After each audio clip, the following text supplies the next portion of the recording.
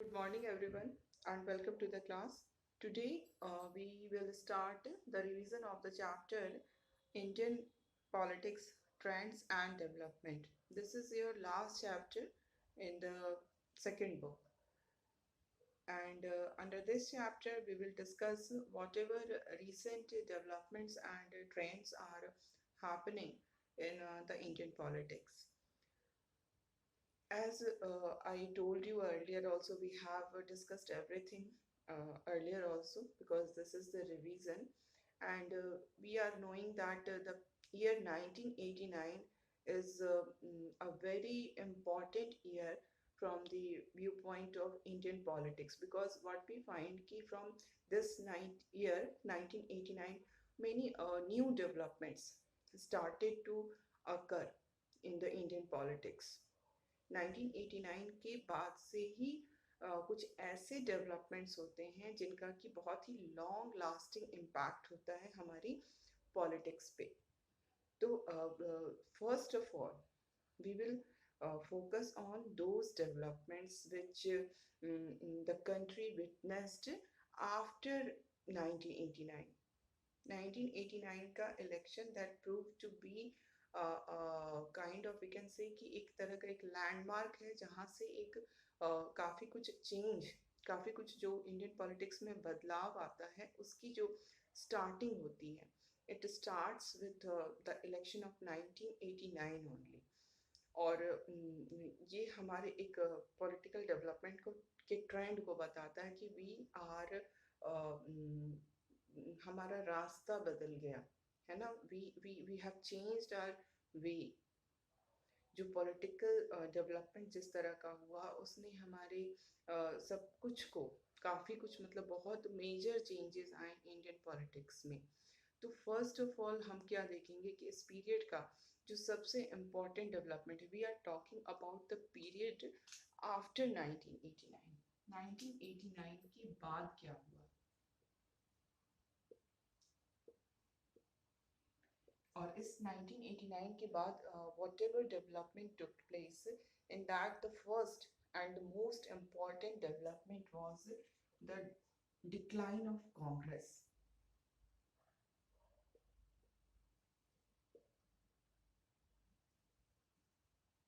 As we know, the Congress started to decline. uh, that was not decline, we can say ki after the death of Nehru there was change of leadership. So many problems was there in the decade of 1960. Then Indira Gandhi became the prime minister. Before her, Lal Bahadur Shastri was there. So when Indira Gandhi became the prime minister and under the leadership of Congress, the Congress was started to uh, lose its dominance. Problems आने start हुए थे. जो fourth general election हुआ उसका जो result था वो कांग्रेस के लिए काफ़ी अच्छा नहीं था. दैट वाज एक तरह का एक ये समझ में आने लगा कि जैसे नेहरू के अंदर जो कांग्रेस जिस तरह से ग्रो कर रही थी उसमें डिक्लाइन आया फोर्थ जनरल इलेक्शन में. But soon after we have seen कि under the leadership of Mrs Indira Gandhi the Congress system was restored, है ना. कांग्रेस सिस्टम जो था जिसके अंदर हम देख रहे हैं कि Congress was not a party. it was a system in which various different not only different but opposite ideological and social groups were there, है ना.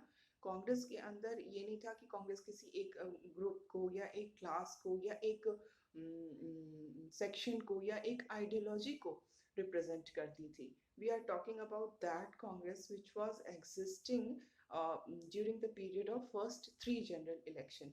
तो कांग्रेस जो थी उस समय एक सिस्टम थी. और जब नेहरू का डेथ होता है, चेंज ऑफ लीडरशिप होता है, तो प्रॉब्लम्स आती हैं. फोर्थ जनरल इलेक्शन इसका प्रूव करता है कि यस प्रॉब्लम्स वर देयर. जिस तरह से उसके सपोर्ट में कमी आई, नंबर ऑफ सीट्स में कमी आई, स्टेट सिलेक्शन में उनकी हालत बहुत ख़राब हुई. लेकिन फिर से फिफ्थ जनरल इलेक्शन आते आते कांग्रेस जो है वो फिर से अपनी डोमिनेंट पोजीशन में आ जाती है इंदिरा गांधी के लीडरशिप में। लेकिन यहाँ पर भी we must keep these things every time in our mind. ये चीज़ें हमेशा हमारे दिमाग में होनी चाहिए कि जो रिस्टोरेशन मिसेस गांधी ने कांग्रेस का किया, that restoration of Congress was not similar to the Congress which was under the leadership of Nehru. Nehru के लीडरशिप में जो कांग्रेस का जो नेचर था और इंदिरा गांधी की लीडरशिप में जो कांग्रेस का नेचर था, these two were completely different from each other. क्योंकि नेहरू के अंदर जो कांग्रेस था उसमें वो किसी एक पार्टी एक सेक्शन को नहीं, एक आइडियोलॉजी को नहीं, एक ग्रुप को नहीं रिप्रेजेंट करता था। वो एक कोलिशन था, है ना। वी हैव स्टडीड, ये बहुत अच्छी खासी हमारी इस पर हमने डिस्कशन किया है कि Congress was a coalition of parties, है ना। Congress was a coalition of different social groups and different ideologies. तो that was under the leadership of Nehru during the period of first 3 general election. उसके बाद जो कांग्रेस बनी, जो कांग्रेस में चेंजेस आए इंदिरा गांधी की लीडरशिप में, उसने कांग्रेस के नेचर को चेंज कर दिया। जो Congress fourth general election fifth general election के बाद जिस कांग्रेस को हम कहते हैं कि वो रिस्टोर हो गया, जो कांग्रेस अपने डोमिनेंस को लूज किया फोर्थ इलेक्शन में, वो फिफ्थ इलेक्शन के रिजल्ट ने ये प्रूव किया कि Congress is again at the dominant position. Congress is regained its dominant position which it lost during the fourth general election. लेकिन ये जो रीगेन हुआ कांग्रेस का, जिसको हम कहते हैं रिस्टोरेशन ऑफ कांग्रेस सिस्टम हुआ, एक्चुअली उसमें कांग्रेस का नेचर चेंज हो गया। क्योंकि now the Congress was not a coalition of social groups और ideologies, but the Congress was now under the leadership of Indira Gandhi. It was a party of only one group of people, that was the poor. It was trying to project itself as the party of poors। जिस तरह से इंदिरा गांधी ने अपने आप को project किया कि वो गरीबों के लिए ही वो उनकी पार्टी है। देन समाजवादी जो आइडियोलॉजी है, जो सोशलिस्ट आइडियोलॉजी है, उसको बहुत ज़्यादा पकड़ा गया कांग्रेस की तरफ से। सबसे सभी आइडियोलॉजीज में सोशल सोशलिस्ट आइडियोलॉजी जो थी उसको सबसे ज़्यादा इम्पोर्टेंस दिया गया in order to project itself as a party of poors। तो ये जो था कि कांग्रेस का जो नेचर था वो चेंज आया under the leadership of Mrs Gandhi. ठीक है। एंड उसके बाद हमने ये भी देखा कि किस तरह से इमरजेंसी का पीरियड आता है। इमरजेंसी के पीरियड में the Congress lost the support of majority. बहुत कुछ हुआ, जो चीज़ें नहीं होनी चाहिए थी, हमारा डेमोक्रेसी पूरी तरह से खतरे में आया। तो इसके बाद हमने कांग्रेस का कंडीशन खराब होनी हुई। इसके बाद जो इलेक्शन हुआ इमरजेंसी के बाद, that was in the year 1977, मार्च 1977 में जो इलेक्शन हुए उसमें कांग्रेस जो थी वो डिफीट होती है और सारे अपोजिशन वाले मिलकर के जनता गवर्नमेंट बनाते हैं, है ना। बट ये जो जनता गवर्नमेंट बनी उस वो भी अनस्टेबल हुई क्योंकि बहुत सारी डिफरेंट पार्टी से मिलकर के बनी थी। और उसके बाद हम यही देखते हैं कि 1980 में फिर से इलेक्शन होता है और कांग्रेस फिर से अपनी डोमिनेंट पोजीशन में आती है इंदिरा गांधी के लीडरशिप में। लेकिन इसी समय में कुछ ऐसे डेवलपमेंट्स होते हैं जो कि पंजाब से रिलेटेड डेवलपमेंट्स हैं, जहाँ की पंजाब में खालिस्तान की डिमांड हो रही थी और जो टेररिज्म था वहाँ पर ग्रो कर रहा था।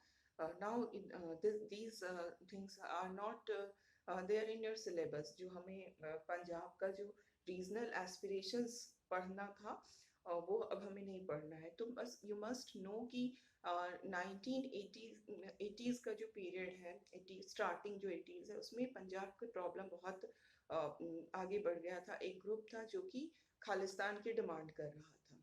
खालिस्तान मीन्स जो सिख हैं उनके लिए अलग कंट्री होनी चाहिए।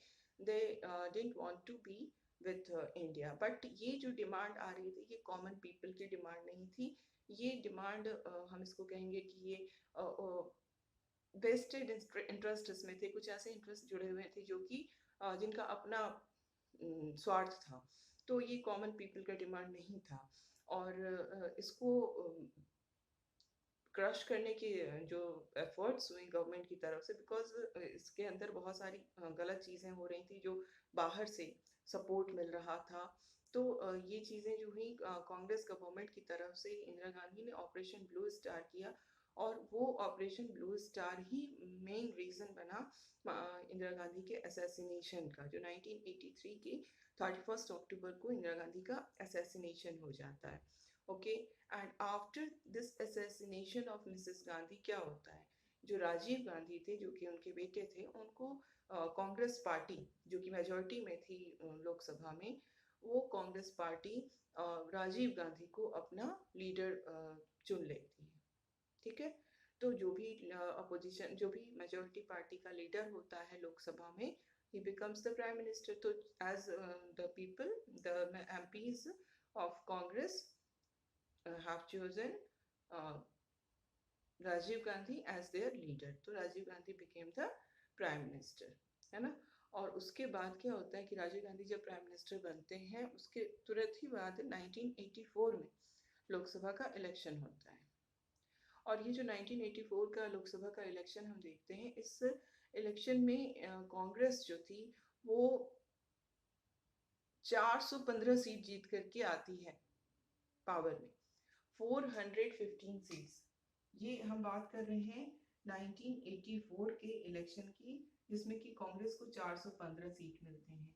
यहाँ पर कांग्रेस की जो ये कंडीशन हम देख रहे हैं, उसके पीछे कुछ रीजन है, and you must have understood कि जो इंदिरा गांधी का असैसिनेशन हुआ, दैट कॉज्ड सिंपैथी वोट, लोगों का वोट मिल गया, सिंपैथी वोट मिल गया कि इंदिरा गांधी ने देश के लिए जान दिया, तो हम उन्हें अपना वोट देंगे कांग्रेस को। तो that was the main reason for getting such a huge majority.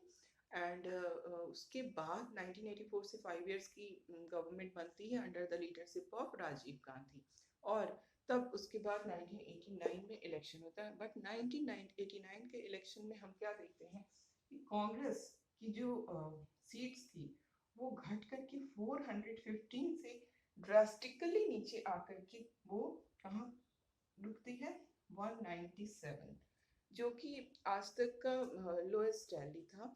197 Congress ने अपनी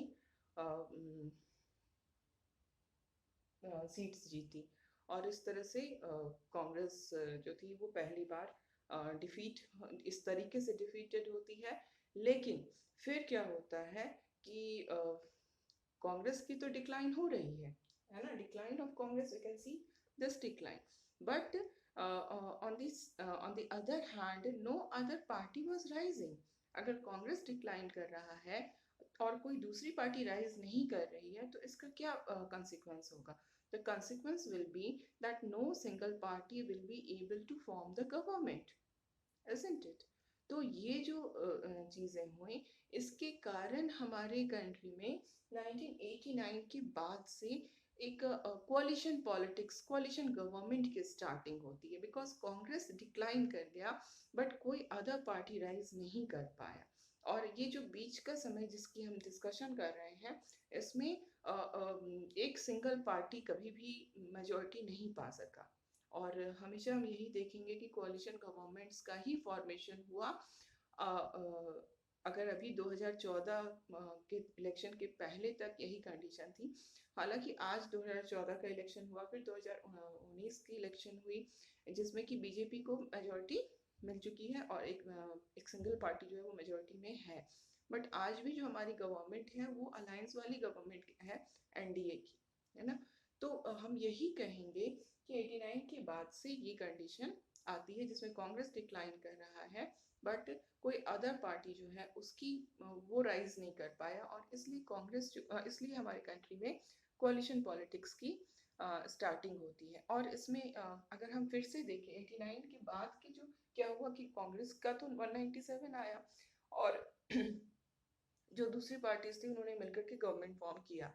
बट कोalition गवर्नमेंट के साथ जो सबसे बड़ी मतलब प्रॉब्लम आती है वो यही है कि that government is unstable, because बहुत सारे लोगों के सपोर्ट पे वो डिपेंडेंट होता है। तो जिस मोमेंट कोई भी पार्टी या ग्रुप उससे अपना सपोर्ट छीन लेती है, गवर्नमेंट अनस्टेबल हो जाती है, गवर्नमेंट गिर जाती है। तो यही चीज़ें हम देखेंगे अभी कैसे कैसे क्या होता है। और इस कॉन्टेक्स्ट में एक चीज़ और कि जैसे 1991 में जो इलेक्शन हुआ, तो फिर से कांग्रेस जो है वो एक लार्जेस्ट पार्टी के फॉर्म में आती है, मेजोरिटी नहीं मिल पाती है। 1989 से जो इलेक्शंस हुए उसमें उसके बाद से कभी भी कांग्रेस को मेजोरिटी नहीं मिली है आज तक में। और 91 में जो इलेक्शन हुआ उसमें कांग्रेस को मेजोरिटी नहीं मिली, but it emerged as largest party, single largest party. उसके पीछे भी रीजन था जिसको कि हम अभी आगे डिस्कस करेंगे कि क्यों 91 में, जहां पर ये 1989 में 197 पे जब गिर गई है, तो फिर से 91 में वो सिंगल लार्जेस्ट पार्टी क्यों बनती है। There was reason behind it, we will discuss that. Okay, अभी हम ये देखेंगे कि दूसरा डेवलपमेंट क्या होता है इस पीरियड में, जिस पीरियड की हम बात कर रहे हैं, डिक्लाइन ऑफ कांग्रेस। ओके, तो सेकेंड जो डेवलपमेंट है इस पीरियड का वो है मंडल इशू। मंडल इशू जो है वो बहुत ही प्रोमिनेंट रोल प्ले करता है इस पीरियड में। सो द राइज ऑफ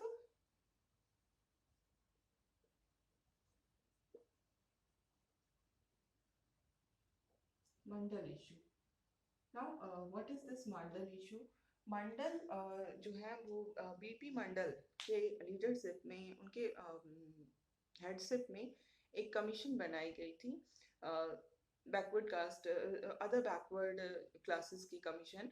और इनको, इस कमीशन को, बीपी मंडल के हेडशिप वाली कमीशन को ये काम दिया गया था, इट वाज असाइन कि इट हैज टू सी कि जो ओबीसीज हैं, अदर बैकवर्ड कास्ट हैं इंडिया के, उनका रिप्रेजेंटेशन जो है वो गवर्नमेंट ऑफिसेज में एंड जो हायर इंस्टीट्यूशंस हैं, एजुकेशनल इंस्टीट्यूशंस, वहाँ पर वो उनका रिप्रेजेंटेशन है या नहीं। They are able to get government jobs on their own or not, they are able to get admission in higher educational institutes on their own or not। ठीक है, वो अपने दम पे गवर्नमेंट जॉब्स पा सकने में एबल है या नहीं, ये देखना था मंडल कमीशन को।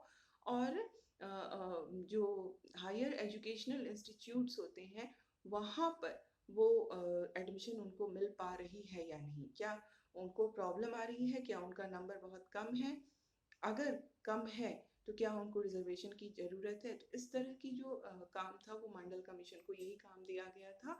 और ये जो मंडल कमीशन थी उसने जो रिकमेंडेशन दिया था वो यही दिया था कि yes, there is very little representation of OBCs in the government jobs as well as at the higher educational institutes, and there is need to give them reservation of seats in jobs as well as in admission to educational institutes। तो ये जो मंडल commission की report थी वो table हो गई थी, उन्होंने 1980 में ही दे दिया था, बट 80 में हमने देखा कि कांग्रेस की गवर्नमेंट थी, कांग्रेस ने मंडल कमीशन के रिपोर्ट पे बिल्कुल भी काम नहीं किया। बट जब 1989 में हम देख रहे हैं कि कांग्रेस जो थी वो ख़त्म हो जाती है, उसकी कंडीशन बहुत ही बेकार हो जाती है, माइनॉरिटी में मतलब it was not able to form the government.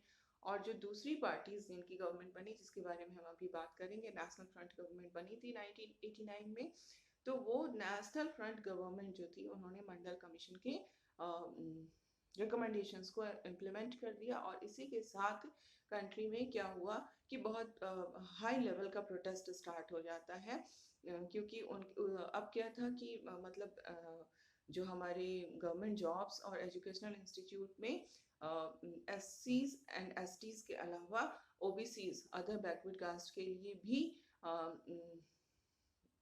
Seats reserve करने की बात जो थी वो गवर्नमेंट ने अनाउंस कर दी थी। और इसी के साथ प्रोटेस्ट जो स्टार्ट होते हैं, और इसमें मतलब जो जिन लोगों को इससे नुकसान था उन्होंने इसके अगेंस्ट में अपना प्रोटेस्ट किया। और ये प्रोटेस्ट बहुत ही ज़्यादा हाई लेवल का प्रोटेस्ट था, क्योंकि पूरी दुनिया, पूरी कंट्री जो थी उसमें जो students, specially students were involve, self immolation तक किया गया स्टूडेंट्स की तरफ से। तो ये जो डिस्प्यूट हुआ, एक तरफ सपोर्टर्स थे जो जो जो जिनको बेनिफिट हो रहा था, दे वर सपोर्टिंग द मैटर। तो एक तरफ सपोर्टर्स थे, एक तरफ अपोनेंट्स थे, और इनके बीच का जो डिस्प्यूट है, the dispute between the supporters and the opponents of OBC reservation was known as the Mandal issue. इसी को हम मंडल इशू कहते हैं। और ये हमारी पॉलिटिक्स को शेप करने में इसने बहुत ही इम्पोर्टेंट रोल प्ले किया, क्योंकि democracy democracy is nothing but vote politics. Vote पे ही पूरी की पूरी जो डेमोक्रेटिक गवर्नमेंट होती है वो टिकी होती है। और जो वोट होता है वो इसी तरह के जो इश्यूज होते हैं, जिससे कि मेजर चेंज हम देखते हैं कि वोटिंग पैटर्न में जो मेजर चेंजेस आते हैं, उसके लिए ये इस तरह के जो इश्यूज होते हैं, they are very much responsible. Okay, and now we will move to the third change, जो कि जो डेवलपमेंट्स हुए जिनका बहुत ही लॉन्ग लास्टिंग इम्पैक्ट हुआ हमारी पॉलिटिक्स पे, वो है हमारी इकोनॉमिक पॉलिसी में चेंज आना। ठीक है, so reform in economic policy.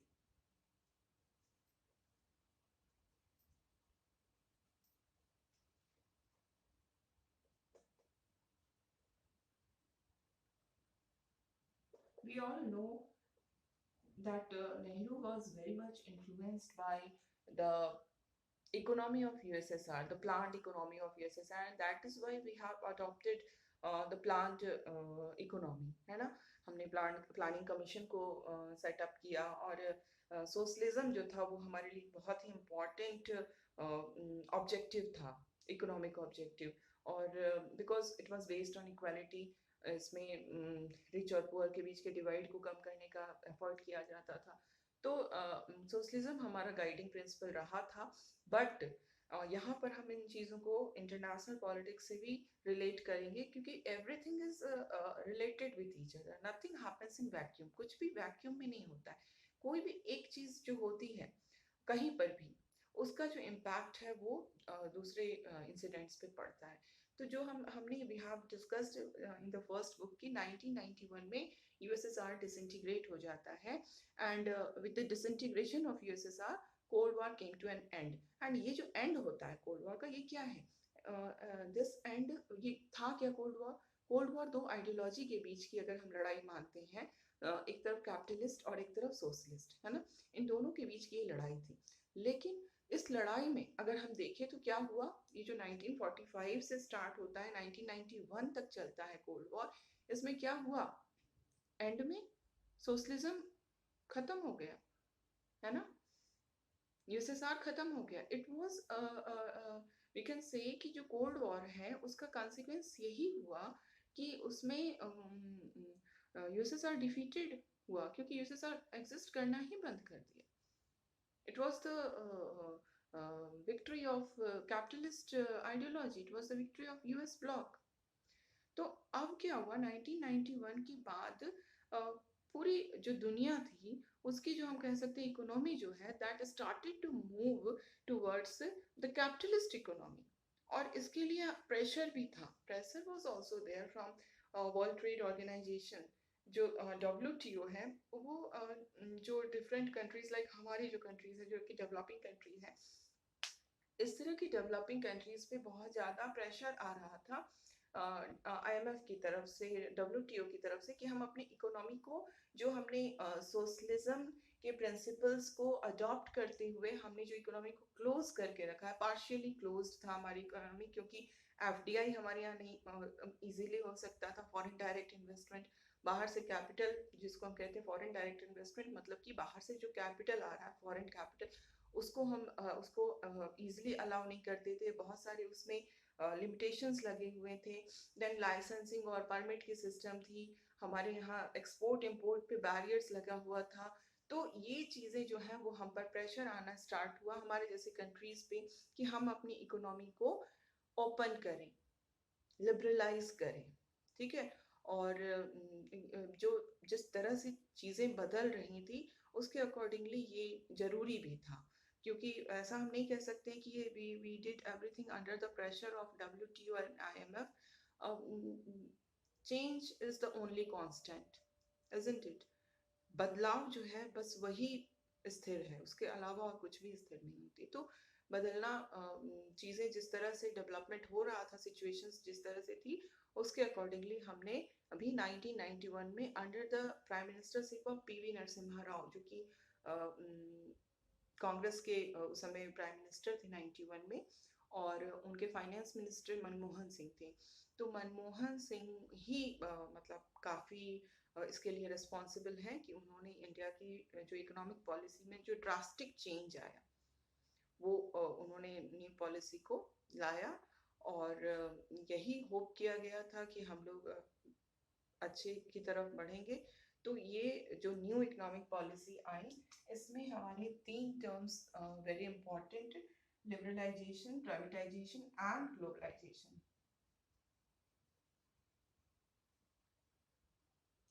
Liberalisation,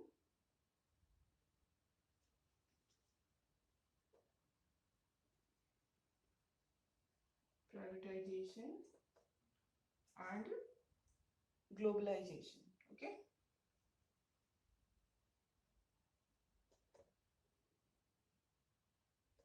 तो इन तीन मेन जो हमारे एम्स बन गए, और इनके डायरेक्शन में हम बढ़ना स्टार्ट किए bye adopting this new economic policy under the guidance of doctor Manmohan Singh. ठीक है। और इसके बाद जो हमारा फोर्थ डेवलपमेंट होता है वो है कि हमारे जो इंटरनल पॉलिटिक्स थी, इसमें कुछ ऐसी चीज़ें होती हैं जिसका कि बहुत ही लॉन्ग लास्टिंग इम्पैक्ट है, और उसमें जो बहुत ही इम्पॉर्टेंट है, that is demolition of the disputed structure at Ayodhya, which is known as Babri मस्जिद। 1992 के 6 दिसंबर को बाबरी मस्जिद का डिमोलिशन होता है। ये जो डिमोलिशन होता है, इसने एक बहुत बड़ा जिसको हम कहेंगे कि चेंजेस, बहुत लॉन्ग लास्टिंग चेंजेस इसने लाया हमारे पॉलिटिक्स में, हमारी कंट्री में। और इसके कारण एक बहुत नया एक डिबेट स्टार्ट होता है। ये जो डिबेट है, that is regarding the nature of Indian nationalism and secularism. अब अभी तक अगर हम देखें, first of all I will write down the point.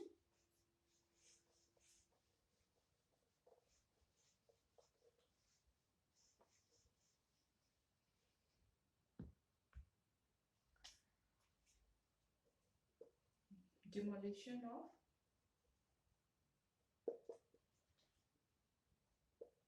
Babri Masjid,